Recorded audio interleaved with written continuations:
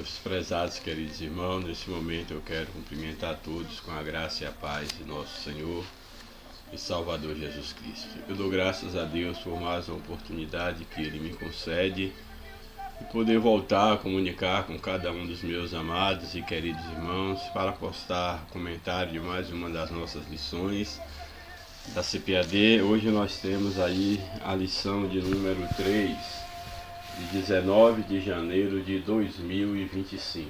Uma lição muito importante. Essa lição nos traz como título a encarnação do Verbo.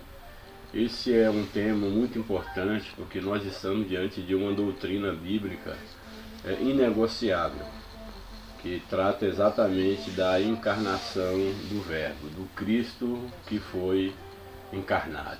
Sabemos que existem muitas seitas heréticas que vão tentar negar a encarnação do Verbo, de que de fato Deus se encarnou, o nosso Cristo é o Deus encarnado.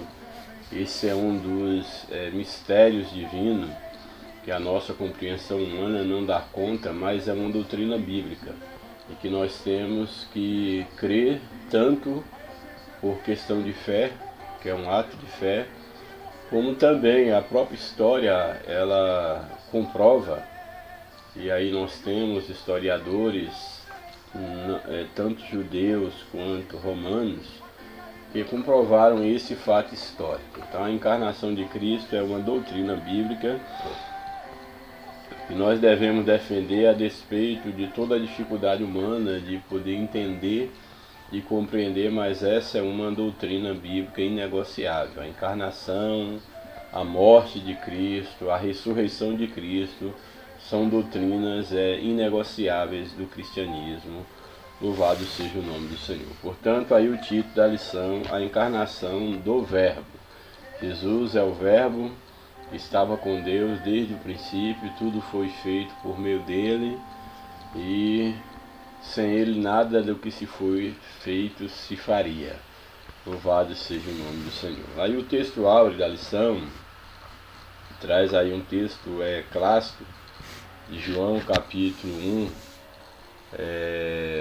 o verso de número 14. Esse é um texto muito conhecido de todos, e aqui o texto de ouro da nossa lição é exatamente esse texto, que nos diz o seguinte: e o Verbo se fez carne e habitou entre nós, e vimos a sua glória como a glória do unigênito do Pai, cheio de graça e de verdade. Esse texto é tirado de um contexto de João, aí do capítulo 1, aqui nós temos o verso 14, mas no verso 1 vai dizer que no princípio era o Verbo. No princípio de quê? No princípio da criação, no princípio de todas as coisas. No princípio era o Verbo, e o Verbo estava com Deus, e o Verbo era Deus. Esse é um texto clássico falando sobre Jesus, que ele estava no princípio com Deus, e esse Verbo ele era Deus também. Nós cremos que Jesus é Deus, que o mundo foi criado por ele, que ele estava no princípio, e a Bíblia diz que o Verbo, a palavra, podemos entender aqui Verbo como sendo a palavra, tudo foi criado pela palavra. O Verbo aqui nós podemos entender como Logos, não o Logos humanos, o Logos da filosofia, que é o Verbo, que fala da mente, da razão, mas aqui estamos falando do Logos divino. Isso para mim traz um conforto muito grande, porque nós temos o Logos humano, que foi uma capacidade dada por Deus ao homem, que é a capacidade do conhecimento, da razão, mas também nós temos o Logos divino, que é a sabedoria divina. E é importante sabermos que todo o conhecimento humano ele é acessado por meio dessas vias. Existem coisas que é apenas da razão humana, é apenas do logo humanos, que não é preciso intervenção divina, porque Deus deu essa capacidade ao homem. Então aquilo que é da razão humana é da razão humana, e aquilo que é da fé é aquilo que faz parte, que pertence ao campo do Logos divino. Louvado seja Deus. Então o texto aqui está dizendo que esse Logos, o verbo que estava com Deus no princípio e que era Deus e que se fez carne, aqui o texto vai dizer então que o verbo ele se fez carne e habitou entre nós. Ou seja, a sabedoria, próprio Deus, ele se encarnou, a sabedoria, ele habitou entre nós. E aí João vai dizer, vimos a sua glória, a glória de Cristo foi vista, tanto pelos seus seguidores, como também a Bíblia deixa bem claro que quando Cristo é ressuscitado, ele apareceu aos seus discípulos, apareceu às mulheres que o seguiam, algumas dessas mulheres, e também ele apareceu a cerca de 500 pessoas. Inclusive quando da escrita, inclusive do Evangelho de João, da carta de Coríntios, por exemplo, Paulo vai dizer em 1 Coríntios, capítulo 15, se não me falha a memória, que algumas daquelas testemunhas da ressurreição de Cristo ainda estavam vivas lá no primeiro século, naquele tempo. Então não havia como negar esse fato histórico de que Jesus ele havia morrido e ressuscitado. Portanto, já adiantando aqui que Jesus, o seu nascimento, a sua vida, a sua morte e ressurreição é um fato histórico. O cristianismo é uma religião, é a única religião que ela pode ser comprovada historicamente, e ela depende da história nesse sentido, porque os fatos mencionados na Bíblia, por exemplo, são fatos que dão dados históricos de imperadores, de pessoas que fizeram parte da história secular. Portanto, são fatos passíveis de serem buscados e comprovados. Louvado seja o nome do Senhor. Portanto, o texto de ouro nos vai dizer que o verbo, que é Cristo, ele se fez carne, habitou entre nós, vimos a sua glória como a glória do unigênito do Pai, ou seja, do Filho único do Pai, porque Jesus, Deus, ao se tornar carne, ele se torna o Filho único do Pai, gerado por obra e graça do Espírito Santo. Portanto, ele era o unigênito do Pai. E aí o texto diz que vimos a sua glória como a glória do unigênito do Pai, cheio de graça, graça que fala da virtude divina, cheio de graça e de verdade. E aqui é bem interessante porque o logos grego, a razão, ela tem como objetivo maior a busca da verdade, o conhecimento, a busca da verdade. E aqui nós temos aqui João apresentando o Logos divino como sendo cheio de glória, de graça e de verdade, porque Jesus é a própria sabedoria, é a própria verdade, e nele não há engano. Louvado seja o nome do Senhor para sempre. A verdade prática da nossa lição nos apresenta o seguinte: a vinda do Filho de Deus em forma humana é um fato presenciado por muitas testemunhas, como já falei. Por isso, a negação da sua historicidade não se sustenta. Não há como negar a historicidade do nascimento de Jesus, como da sua missão, morte e ressurreição, porque a história está aí para comprovar. Então não há como negar a historicidade da encarnação de Cristo, por mais que muitos que se dá ao campo da pesquisa o fazem quando se volta, aqueles poucos que se volta a esse assunto, a maioria deles, melhor dizendo, não todos, se volta na tentativa de querer negar a historicidade do evento, do nascimento, da morte e da ressurreição de Cristo.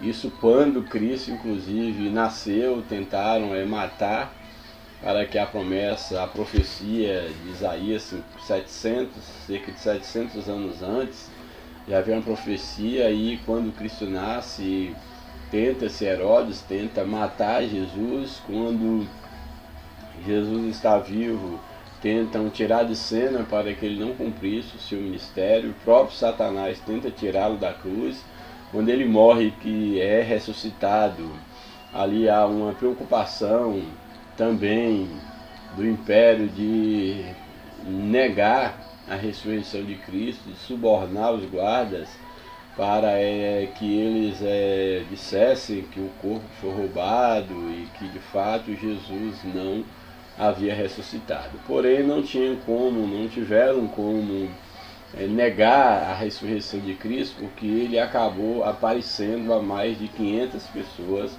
foram os seus discípulos e outras pessoas, e calaram uma testemunha, 2 testemunhas, um soldado, até que isso pode ser possível. Agora, centenas de pessoas, não, e muito mais, os discípulos de Jesus, eles morreram por essa verdade, por essa afirmação, por essa doutrina, e ninguém morreria por uma mentira. Ninguém iria perder a própria vida, famílias inteiras, povos inteiros sendo levados à morte, à arena, servindo de espetáculo para as nações, defendendo uma mentira. Portanto, Jesus, ele vive, ele nasceu, viveu, cumpriu o seu ministério, morreu e ressuscitou. Louvado seja o nome do Senhor para sempre. A leitura bíblica em classe está em 1 João, capítulo de número 1, o verso 1 ao 3. Depois, no mesmo evangelho, aí, a mesma carta de 1 João, capítulo 4, verso 1 ao 3. Depois, 2 João, o capítulo de número 7. Bem, então, vamos ver aqui o que nos diz 1 João, o capítulo 1, o verso 1. 1 João, primeira carta de João, capítulo 1, verso 1. O que era desde o princípio, o que vimos com nossos olhos, o que temos contemplado e as nossas mãos tocaram da palavra da vida, porque a vida foi manifesta e nós a vimos e testificamos dela e vos anunciamos a vida eterna que estava com o Pai e nos foi dada. O que vimos e ouvimos, isso vos anunciamos, para que também tenhais comunhão conosco. E a nossa comunhão é com o Pai e com o seu Filho Jesus Cristo. O que é importante, porque João, apóstolo de Jesus, ele está testemunhando sobre o Cristo, com o qual ele conviveu. E aqui ele está falando em nome dos apóstolos, em nome dos discípulos de Jesus, ele dá esse testemunho. O que era desde o princípio. Aqui esse João, ele é o João evangelista, que escreve o Evangelho, escreve as suas 3 cartas, escreve a carta do Apocalipse. E é interessante que ele está dizendo, o mesmo João que fala que no princípio era o verbo, aqui ele vai dizer o que era desde o princípio, ou seja, Jesus, o que vimos com os nossos olhos. A ideia aqui é bem interessante, porque João, ele está aqui, ele coloca no plural, vimos, não só ele, mas os apóstolos e as demais testemunhas. E aqui parece assim, aqui soa uma redundância, ver com os olhos. Claro que a gente vê com os olhos, mas aqui há um reforço de linguagem, aqui é uma figura de linguagem que ele está utilizando para mostrar que de fato Jesus, de fato ele existiu. Ele foi contemplado não pela imaginação, não por um certo transe, mas ele está dizendo que foi visto com os olhos da carne, com os olhos do corpo. Aí ele usar esse reforço de linguagem, falando sobre esse que era desde o princípio, que eles viram com os seus olhos. Vimos com nossos olhos o que temos contemplado. Eles contemplaram a Jesus, não só viram, mas puderam contemplar, puderam vivenciar a companhia de Jesus. Isso aqui é bem interessante, porque não foi testemunho de João, não foi uma rápida visão que ele teve de Jesus, mas ele contemplou a Cristo encarnado face a face, ele reclinava sobre o ombro de Jesus. Então ele pode dizer com propriedade: nós vimos e contemplamos e as nossas mãos tocaram na palavra da vida. Jesus era a palavra era o verbo encarnado, o Logos encarnado, e eles tocaram em Jesus, eles podiam tocar nessa palavra encarnada. Então é importante observar, porque ele fala aqui do ato de ver Jesus, do ato de contemplar e do ato de tocar, mostrando a materialidade de Jesus enquanto um Deus encarnado, ou enquanto Deus encarnado. E aí abre-se um parênteses para testemunhar, porque a vida foi manifesta e nós a vimos, testificamos dela e vos anunciamos a vida eterna que estava com o Pai, que nos foi manifestado. Se Jesus é a vida, nós a vimos, nós vos anunciamos, essa vida estava com o Pai, porque no princípio era o Verbo estava com Deus, ela foi manifesta, e essa vida nós anunciamos. E aí ele vai, aí fecha o parênteses e ele prossegue. O que vimos e ouvimos, ou seja, Jesus, nós vimos e ouvimos sobre ele, e ouvimos dele, isso vos anunciamos. Então o que nós temos anunciado a vocês sobre Jesus, a sua mensagem, o seu evangelho, é o que nós ouvimos dele mesmo, e inclusive por ele nós somos comissionados para vos ensinar, para ensinar as nações. Em outras palavras, é isso que João está dizendo. O que vimos e ouvimos, isso vos anunciamos, para que também vocês tenhais comunhão conosco. Ou seja, assim como nós temos comunhão com o Pai, vocês tenham comunhão conosco. E tendo comunhão conosco, também, é claro, vocês estão tendo comunhão com o Pai. E aí ele vai falar sobre essa comunhão. Para que tenhais comunhão conosco. E a nossa comunhão é com o Pai e com o seu Filho, Jesus Cristo. Ou seja, João está dizendo que a comunhão dele, dos discípulos, era com o Pai. E essa comunhão, é claro, através de Jesus Cristo, porque era impossível, como é impossível o homem ter comunhão com Deus, se não for através de Jesus Cristo, que é o único mediador entre Deus e os homens. Ele é o caminho, a verdade e a vida eterna. Louvado seja o nome de Jesus. Aí ainda na primeira carta de João, aí nós temos o verso número 4,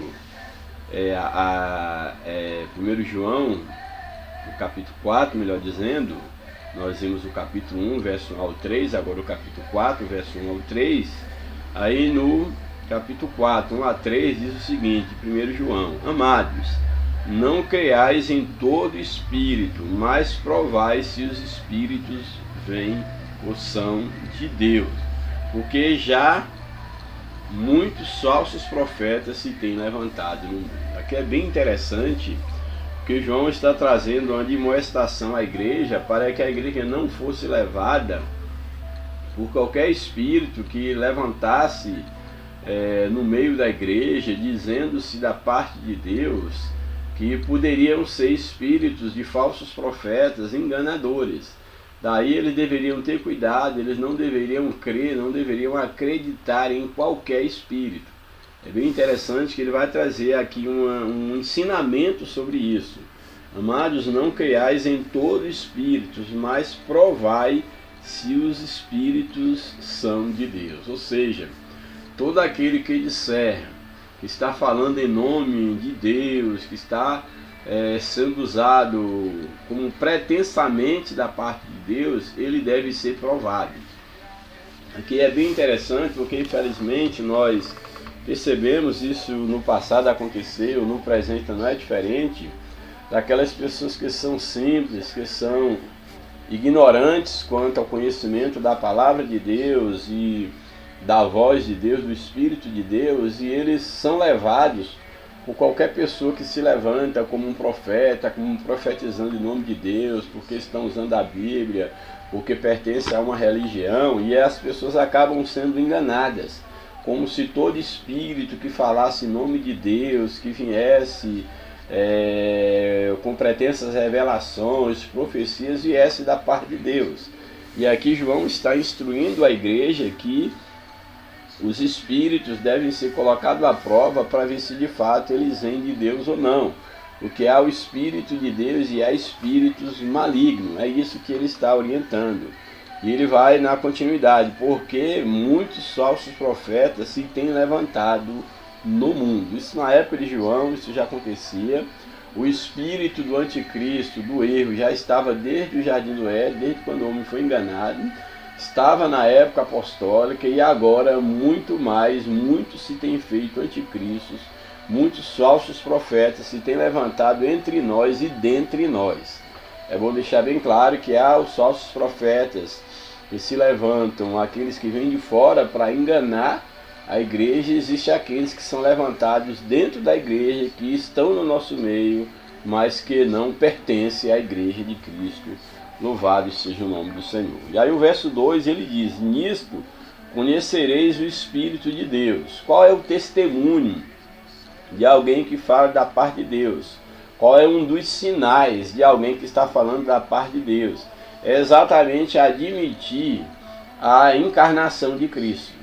Então, qualquer ensinamento bíblico, qualquer ensinamento que descarta a divindade de Cristo, de que Cristo ele não se tornou carne, habitou entre nós, morreu, ressuscitou para nos dar a vida eterna, qualquer espírito que nega a encarnação e toda a obra de redenção de Cristo, inclusive a sua ressurreição, morte e ressurreição, esse espírito não provém da parte de Deus.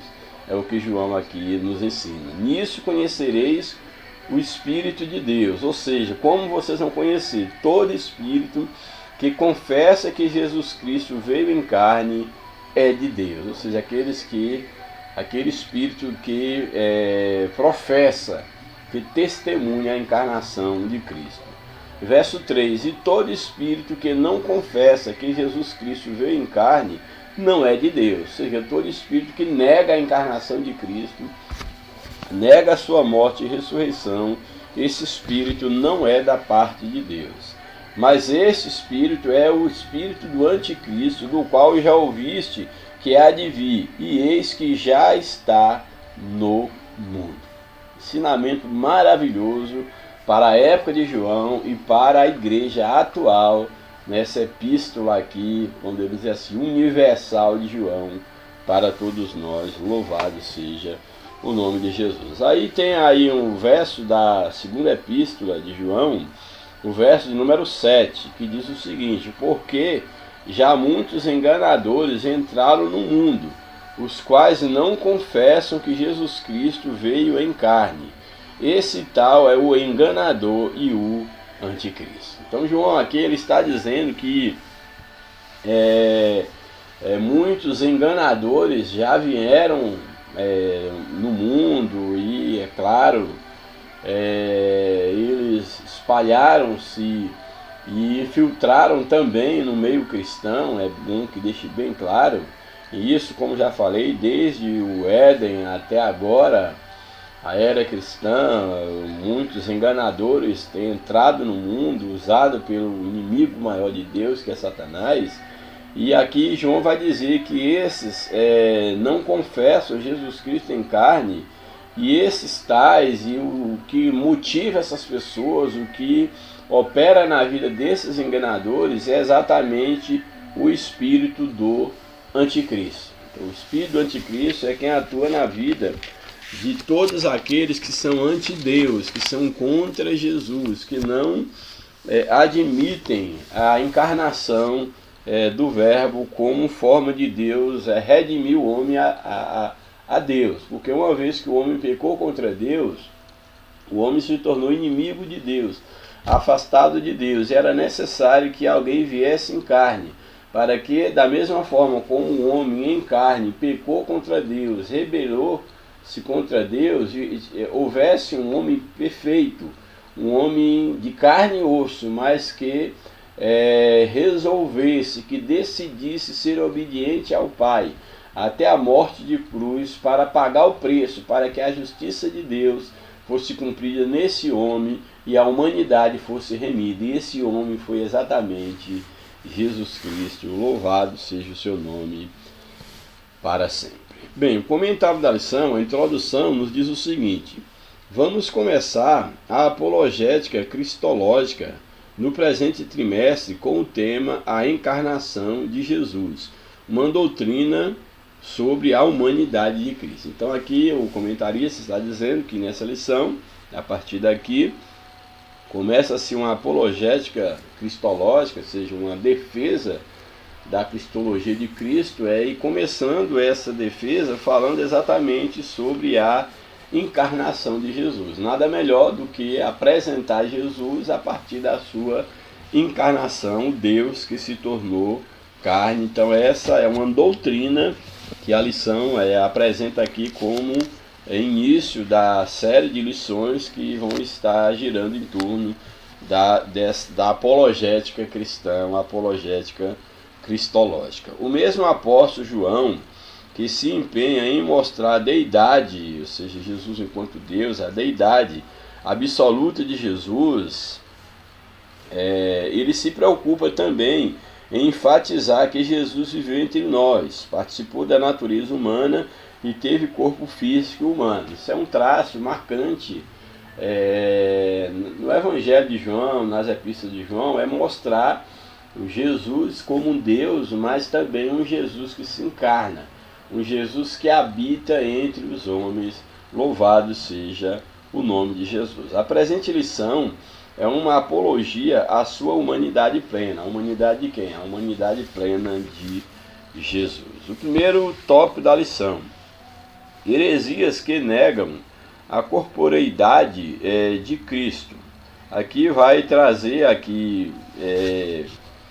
em especial o docetismo, que é os docetas, que é uma heresia. Basicamente a lição vai focar nessa heresia, que fala sobre, nega a questão da encarnação de Jesus, mas que era apenas uma aparência, que Jesus parecia ser homem, mas na verdade era uma espécie de um fantasma, uma espécie de uma aparição, mas não era de fato um homem, alguém que de fato de carne e osso, vamos dizer assim. Então, heresias que negam a corporeidade de Cristo. Primeiro subtópico, o que é o docetismo? Aqui já vai trazer uma definição sobre o docetismo e depois vai apresentar qual seria, no caso, basicamente a defesa dessa heresia, desse grupo herético. O termo docetismo vem do grego dokel, que significa ter aparência, ter uma aparência. Esse é o significado de dokel, que deriva o termo docetismo. O docetismo é a mais antiga heresia da história da igreja e consiste em negar que Jesus tivesse tido corpo físico humano. Sua humanidade era simplesmente uma aparência, como um fantasma. Então, em síntese, essa é a defesa do docetismo, que Jesus era apenas uma aparência humana, mas aquilo ali, de fato, era apenas uma aparência, uma espécie de um fantasma, mas não era um corpo físico, um corpo humano. Subtópico 2. O que os docetas, que são os pertencentes à seita, ao docetismo, que os docetas ensinavam sobre Jesus? Os seguidores dessa heresia ensinavam muitas coisas fora das Escrituras e contrárias à palavra de Deus. Eram muitas coisas, e dentre elas vai destacar essa questão da não encarnação real de Jesus. O nosso enfoque, do caso do cristianismo, destaca a humanidade de Jesus como um verdadeiro homem. Essa é a mensagem do cristianismo. Lucas descreve um começo muito humano de Jesus. Jesus teve parentes e amigos como Zacarias, Isabel, José, Maria, teve vizinhos, teve primos, os pastores o viram, Simeão, Ana. Isso sem contar o relato sagrado de sua infância, que enfoca o seu desenvolvimento lá em Lucas 2, 42, 40, 50 mais especificamente, vai descrever a infância de Jesus, o seu crescimento físico, intelectual e espiritual, que ele crescia em estatura, graça e conhecimento. Louvado seja o nome de Jesus. Portanto, aí relatos que vai de encontro ao que os docetas eles propagavam em relação a Jesus. Subtópico 3. O que os principais docetas diziam sobre Jesus? Aqui vai trazer três principais docetas e o que eles falavam sobre Jesus. 3 dos principais heresiarcas negavam que Jesus Cristo tivesse vindo em carne. Um deles é Cerinto. Cerinto negava o nascimento virginal de Jesus Cristo. Então Jesus não havia nascido de uma virgem e, portanto, ensinava o docetismo. Ele foi contemporâneo, esse Cerinto, foi contemporâneo do apóstolo João em Éfeso. Então, foi contemporâneo do apóstolo João, que é o escritor, aí que vai falar muito sobre Jesus enquanto o Verbo encarnado e defender aí a deidade de Cristo, como também a sua encarnação. Um outro doceta foi Saturnino, o principal representante do gnosticismo sírio. Ele ensinava que Jesus Cristo não nasceu, não teve forma e nem corpo físico, foi simplesmente visto de forma humana em mera aparência. Então, Jesus não nasceu, não teve um corpo físico, mas simplesmente ele aparentou uma forma humana. Foi visto com a aparência humana, mas de fato ele não era humano, era o que ensinava Saturnino. E um outro é Marcião, outro heresiarca que negava ser Cristo verdadeiramente humano. Mas quanto a seu corpo, não se sabe se na opinião dele era apenas uma aparência ou uma substância etérea. Mas ele negava também a questão da humanidade de Cristo. No entanto, a Bíblia declara de maneira direta que Jesus nasceu, mencionando até mesmo o local, em Belém da Judéia, está lá em Mateus 2:1, isso pode ser comprovado historicamente, Lucas 2:11, e a época foi no reinado de César Augusto, imperador romano, Lucas 2:1, isso aí a história comprova a existência desse imperador, aqui é a história secular, não precisa lançar a mão apenas da história bíblica. A Bíblia fala também do corpo físico de Jesus, aí João 2:21, que ele teve um corpo físico, inclusive ele teve sede, ele teve fome, ele cansou, ele chorou, tinha limitações também enquanto uma pessoa física. O tópico 2, a afirmação apostólica da corporeidade de Jesus. Então, qual é a afirmação apostólica? O credo apostólico sobre a corporeidade de Cristo, a encarnação de Cristo. Aí nós temos o primeiro subtópico, o que era desde o princípio. João 1:1, que nós lemos. Jesus era desde o princípio. Os evangelhos de Mateus, Marcos e Lucas, denominados de evangelhos sinóticos, que tem uma sintonia no foco histórico sobre Jesus, apresentam Jesus ressaltando seus aspectos humanos. Então, esses 3 evangelhos, Mateus, Marcos e Lucas, eles apresentam Jesus dando mais um foco à humanidade de Jesus, ao passo que João, que é o evangelho o evangelista sobre o qual nós estamos debruçando, ele reforça o aspecto divino. Então, enquanto os 3 evangelhos, no caso, os 3 primeiros evangelhos, na ordem ali de organização da Bíblia, apresentam o Jesus humano, o último evangelho, ele vai apresentar o Jesus divino.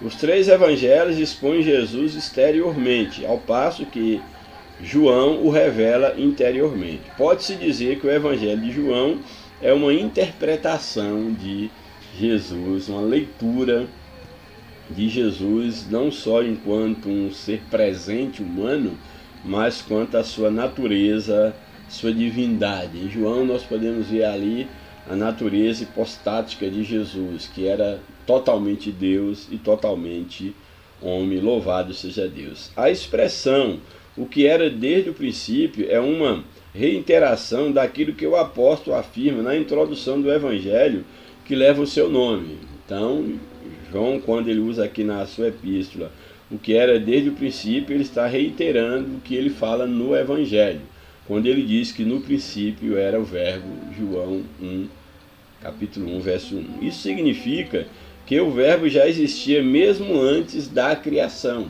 Mesmo antes de Deus criar os céus e a terra, o verbo já estava com Deus e o verbo era Deus. Mas João nunca perde de vista que o verbo se fez carne. Não se contenta apenas com isso, mas apresenta detalhes importantes. é que o Verbo não somente se fez carne, para não deixar nem alguma dúvida, mas ele habitou entre nós. João ele vai afirmar que o Verbo se fez carne, não apenas isso.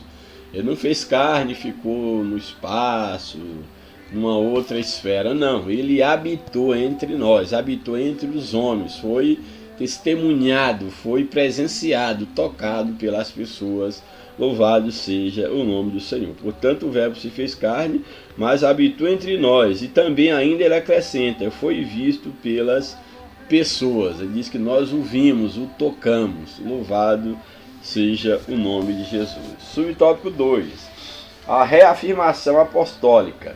O apóstolo reitera o que afirma na introdução do seu evangelho, quando ele diz: o que vimos com os nossos olhos, o que temos contemplado e as nossas mãos tocaram da palavra da vida. Já li. Isso pode parecer até uma redundância, vimos com os olhos, mas o propósito é mostrar com muita ênfase, usando essa figura de linguagem, sem deixar dúvida alguma, que o Senhor Jesus veio em carne ao mundo e que pôde ser tocado pelos que com ele conviveram. Louvado seja o nome do Senhor. Veja que a presença do nome de Jesus, a presença do nome de Pilatos, melhor dizendo, no credo apostólico, há um nome histórico, Pilatos, para que possa ser comprovada historicamente a veracidade da história. Então aqui eu acho bem interessante o comentarista que ele apresenta. Veja que a presença do nome de Pilatos no credo dos apóstolos o posiciona nos acontecimentos passados. Aí vem a citação: ele sofreu sob Pôncio Pilatos, debaixo do poder de Pôncio Pilatos, ou seja, padeceu nas mãos de uma personagem da história. Logo, o Senhor Jesus só pode também ser alguém da história. Louvado seja o nome do Senhor. Se ele sofreu nas mãos de um personagem histórico e secular, isso quer dizer também que Jesus foi uma personagem histórica. Terceiro subtópico: uma crença herética. João viveu seus últimos dias na cidade de Éfeso, que era a cidade de Corinto, de Cerinto, melhor dizendo. Então vou repetir aqui. João viveu seus últimos dias na cidade de Éfeso, que era a cidade de Cerinto, que é um doceta, daqueles do docetismo. Então João foi contemporâneo de Cerinto, esse herético. Os escritos do apóstolo João, os escritos de João, as suas epístolas, o Evangelho, as 3 epístolas e o livro de Apocalipse foram produzidos na última década do primeiro século. Nessa época, o docetismo já se difundia entre os cristãos, já era uma seita, uma heresia que tinha que ser combatida, e João já combatia nesse período. Por isso o apóstolo esclarece de maneira direta que todo aquele que nega que Jesus veio em carne não é de Deus. Louvado seja o nome do Senhor. Veja a gravidade dessa heresia, pois se Jesus não teve corpo físico real, se Jesus não teve corpo físico real, logo ele não morreu. Se ele não morreu, logo ele também não ressuscitou. Se Jesus não ressuscitou, logo nossa pregação, toda a nossa fé é vã. Essa é a linha de raciocínio aqui do comentarista. Então veja a gravidade dessa heresia, pois se Jesus não teve corpo real, ele também não morreu. Se ele não morreu, ele também não ressuscitou. Se não ressuscitou, logo não há esperança de salvação.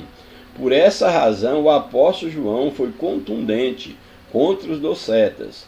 Os expoentes de tal crença são chamados de enganadores. João vai chamá-los de enganadores, porque na verdade o que eles estavam era tentando enganar os irmãos. E por fim, o último tópico da lição.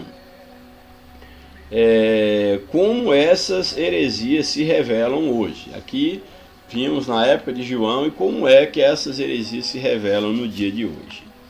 Primeiro subtópico: quanto ao nascimento virginal de Jesus.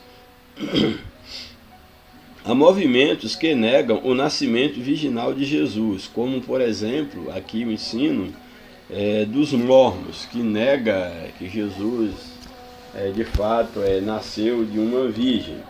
Então há, no caso, os mormons, a Igreja da Unificação, ensinam que ele não foi gerado, além de negar o nascimento virginal, ensinam que ele não foi gerado pelo Espírito Santo. Negar a concepção e o nascimento virginal de Jesus é uma das marcas desses movimentos. Negar a concepção por obra e graça do Espírito Santo, que ele não nasceu da Virgem Maria, é uma marca desses movimentos heréticos. É o ensino moderno de Cerinto e de seus seguidores. A Bíblia anuncia de antemão a concepção e nascimento virginal de Jesus desde o Antigo Testamento. Isso aqui é interessante, que lá em Isaías, capítulo 7, isso 700 anos antes de Jesus, Isaías 7,14 diz o seguinte: eis que a Virgem conceberá e dará à luz um filho, e lhe chamará Emanuel. Emanuel, que quer dizer Deus conosco. Isso Isaías profetizando aí 700 anos antes de Cristo. Louvado seja Deus. E seu cumprimento histórico no Novo Testamento. Então aqui nós vemos que a Bíblia anuncia de antemão a concepção virginal de Jesus Cristo desde o Antigo Testamento e o seu cumprimento histórico no Novo Testamento, como nós estamos vendo. Jesus foi gerado pelo Espírito Santo, que foi por obra e graça do Espírito Santo. O anjo Gabriel disse a Maria: descerá sobre ti o Espírito Santo e a virtude do Altíssimo, ou seja, de Deus, te cobrirá com a sua sombra. Lucas 1, 35. Subtópico 2. Quanto à morte e à ressurreição de Cristo. O heresiarca gnóstico do Egito, Basílides, negava a crucificação de Cristo. Dizia que Simão, o Cirineu, ele levantou essa heresia, Basílides, dizendo que foi Simão, o Cirineu, que foi crucificado no lugar de Cristo. Simão, aquele que ajudou Jesus a levar a cruz. Então negava a crucificação de Cristo, dizia que Simão, o Cirineu, transfigurou-se e foi equivocadamente crucificado, e que o populacho o tomou por Jesus. Assim sendo, Cristo apenas presenciou a crucificação de Simão, seus supostos sócios. Então, segundo aqui Basílides, quem foi crucificado foi Simão Cirineu, e que Jesus apenas presenciou o seu sósia, no caso Simão Cirineu, sendo crucificado. O Alcorão, livro sagrado dos muçulmanos e sua principal fonte de autoridade espiritual, declara que o Senhor Jesus não foi crucificado, que tudo não passou de uma simulação. Alcorão, referência 4157, aí a referência dessa citação. Nas notas explicativas de rodapé das edições do Alcorão, eles afirmam que um sósia de Jesus foi levado à cruz, e não Jesus. Então a mesma ideia aqui de Basílides. Isso se parece com a ideia de Basílides. Essa doutrina contraria todo o pensamento bíblico e os fatos históricos. A Bíblia ensina que Jesus morreu e ressuscitou dentre os mortos. 1 Coríntios 15, verso 3 e 4 fala que Cristo morreu e ele ressuscitou dentre os mortos. E subtópico 3, confirmação histórica. A confirmação bíblica e histórica da morte de Jesus é um fato inquestionável. Como falei, o cristianismo é uma religião com base histórica. Historiadores não cristãos, judeus e romanos, lembrando que judeu não é cristão, e romanos, os romanos aqui do Império Romano, que muito menos. Então, historiadores não cristãos, judeus e romanos, atestaram a morte de Jesus. Ou seja, historiadores da época escreveram sobre esse fato histórico. Flávio Joséfo, por exemplo, renomado historiador, judeu, do ano 37 a 100 depois de Cristo, portanto historiador dessa época, disse que há uma citação aí de Flávio Josefo: acusaram-no perante Pilatos e este ordenou que o crucificasse. Os que o haviam amado durante a sua vida, ou seja, os seus discípulos, o abandonaram depois da sua morte. Foram retirados, seus amigos haviam abandonado, como ele mesmo havia profetizado. Isso aqui é bem interessante. Isso citado por um historiador judeu. E agora vem um historiador romano, Tácito, 55 a 117 depois de Cristo. Ele escreveu: aquele de quem levavam o nome Cristo foi executado no reinado de Tibério pelo procurador Pôncio Pilatos. Então aqui uma citação histórica de um historiador romano. A Bíblia declara que Jesus, depois de ter padecido, se apresentou vivo com muitas e infalíveis provas, Atos 1:3, falando agora da ressurreição. O mesmo Cristo histórico, ele é o Cristo que ressuscitou e vive para sempre. Louvado seja o nome de Jesus. Ou seja, o que nós vimos aqui, diante do que nós observamos, é que se de fato Jesus ele encarnou enquanto Deus encarnado, se Jesus ele morreu, ele também é óbvio que ele ressuscitou e ele há de vir, que é uma outra doutrina que ele prometeu que viria para buscar os seus. Louvado seja o nome do Senhor para sempre. Por fim, a conclusão da nossa lição. As expressões o Verbo se fez carne e Jesus Cristo veio em carne significam uma resposta aos docetas. Os evangelhos revelam vários atributos característicos do Jesus ser humano. Ele foi revestido do corpo físico porque o pecado entrou no mundo por meio de um homem. E então a justiça de Deus tinha que ser aplicada por um ser humano que era Jesus. Jesus se encarnou, fez-se homem sujeito ao pecado, embora nunca houvesse pecado, e venceu o pecado como homem. Louvado seja o nome de Jesus. Então, assim como o pecado entrou por um homem no mundo, a vida eterna também entrou por um homem que é Jesus Cristo, o justo. Que Deus nos ajude, que Deus nos abençoe. Espero que tenha sido de grande proveito a nossa lição. Hoje nós gastamos pouco tempo, menos de 50 minutos, mas que Deus ele esteja abençoando a tua vida e que você esteja firme nessa doutrina, nesse ensinamento bíblico de que Jesus ele é o Verbo encarnado. É o Deus que se fez carne, habitou entre nós, morreu, ressuscitou e há de vir para buscar o seu povo. Um grande abraço, que Deus te abençoe e que Cristo possa nascer também no teu coração, em nome de Jesus. Amém. Louvado seja o